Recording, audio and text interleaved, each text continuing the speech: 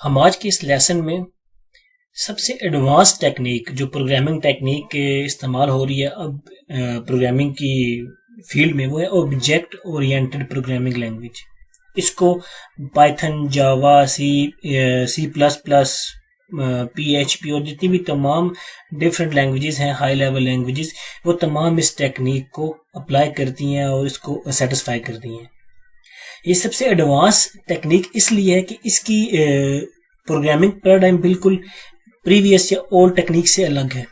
इसके अंदर हमारे पास, इसको हम जब डील करते हैं, इसको डील करने के लिए हमारे पास ऑब्जेक्ट्स होते हैं जिनके जरिए से हम प्रोग्रामिंग फंक्शनलिटीज को अप्लाई करते हैं। अगर इसका बेसिक इंट्रोडक्शन देखा जाए तो object oriented programming is the computer programming model that organises around data और objects rather than functions and logics। इसके अंदर जो कुछ भी हमें परफॉर्म करना पड़ता है वो ऑब्जेक्ट्स के जरिए से करते हैं। हमारे पास ऑब्जेक्ट क्या होते हैं ये हम फर्दर देखेंगे कि ऑब्जेक्ट को हम क्रिएट कैसे करते हैं और एक्चुअल में ऑब्जेक्ट किस तरह की इंफॉर्मेशन को अपने अंदर कंटेन करते हैं। An object can be defined as a data field that has unique attributes।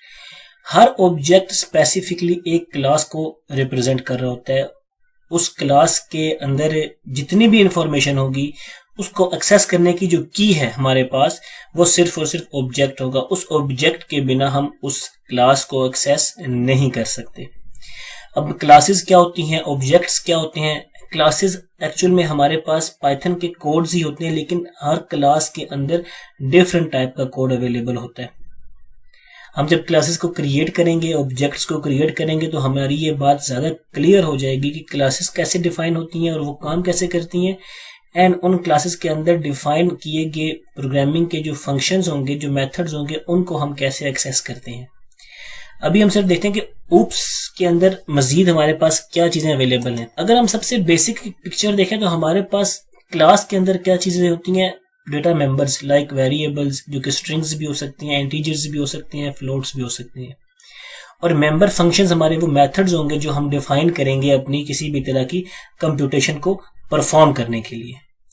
अब क्लास तो हमारे पास एक इंफॉर्मेशन का ब्लॉक बन चुका है, लेकिन इस ब्लॉक का उस वक्त तक फायदा नहीं होगा जिस वक्त तक हमारे पास वो की अवेलेबल नहीं होगी जिसकी के जरिए से हम इस क्लास के तमाम मेंबर्स को एक्सेस कर सकें।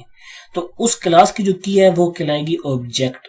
उस ऑब्जेक्ट एक सिंपल वेरिएबल की तरह दिखेगा, लेकिन उसकी जो प्रॉपर्टीज हैं वो वेरिएबल से बहुत हटके होंगी। उसके अंदर एक क्लास की जितनी भी इंफॉर्मेशन होगी वो एक ऑब्जेक्ट के अंदर होगी।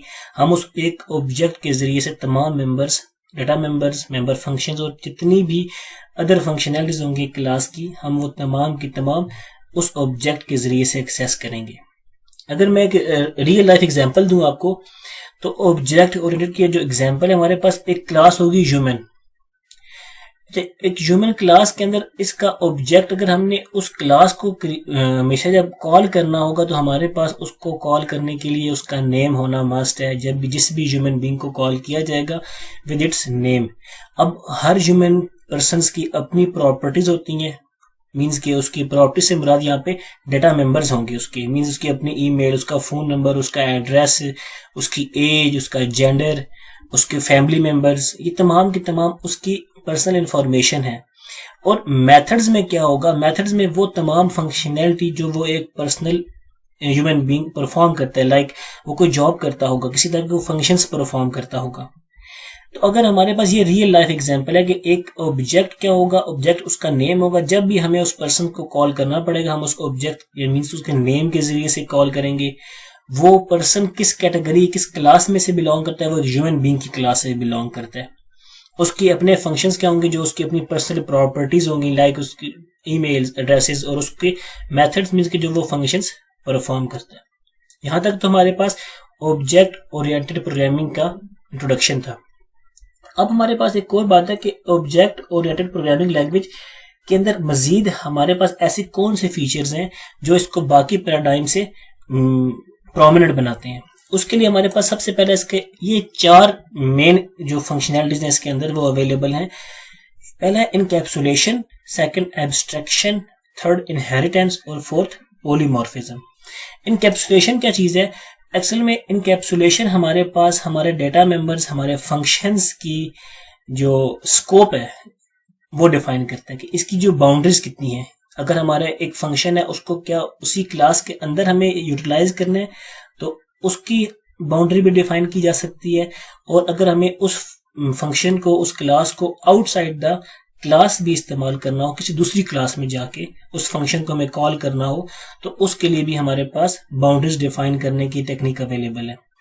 इनकैप्सुलेशन में हमारे पास 3 तरह के स्पेसिफायर्स होते हैं जो कि हमारी इनकैप्सुलेशन को परफॉर्म करने में हेल्प करते हैं। सबसे पहला public, private and protected. Public हमारे स्पेसिफायर्स वो होंगे जब भी हमारे किसी भी फंक्शन को हमने किसी भी प्लेस के ऊपर प्रोग्राम के अंदर एक्सेस करवाना हो तो उनको हम पब्लिकली डिक्लेयर करते हैं। अगर उसी क्लास के अंदर हमें यूटिलाइज करवाना हो तो प्राइवेट।